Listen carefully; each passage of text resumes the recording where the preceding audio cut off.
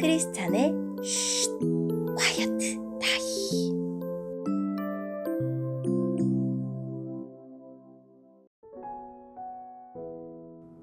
샬롬, 크리스찬 성도님들 반갑습니다.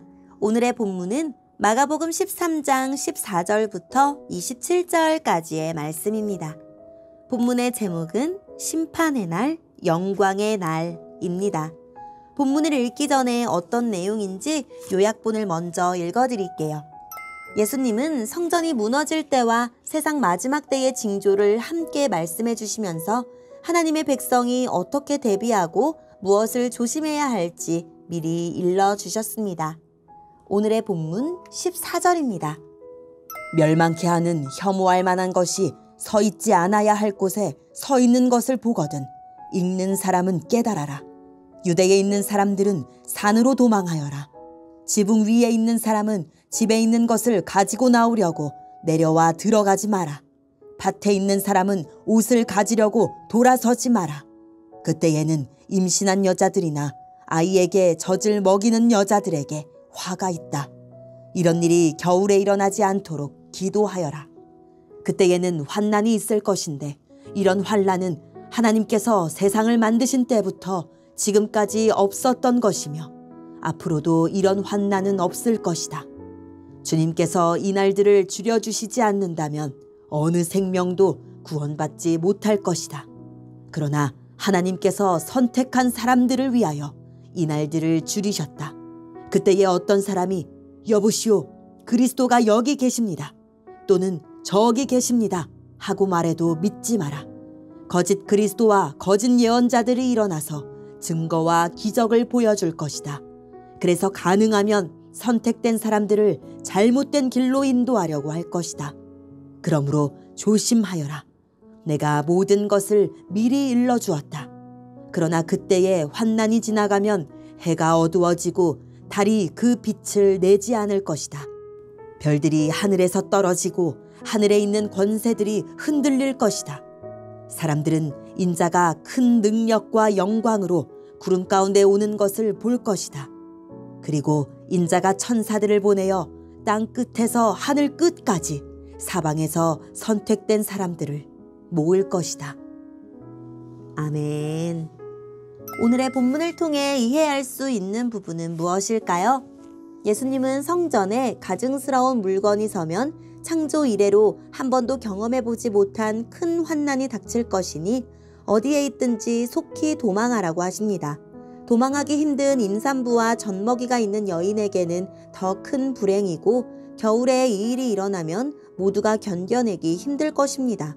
다행인 것은 주님이 선택한 사람들을 구원하시려고 그날을 감하셨다는 사실입니다.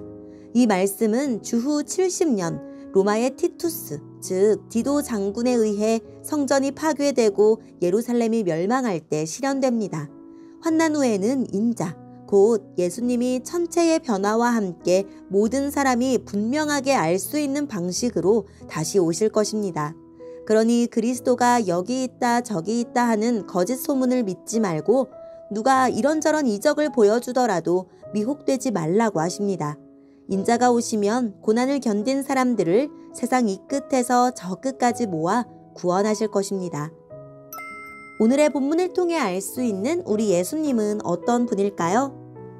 다니엘이 멸망에 가증한 것이라고 묘사했던 그리스 군대가 성전에 우상을 세워두었던 일이 다시 반복될 거라 예고하십니다.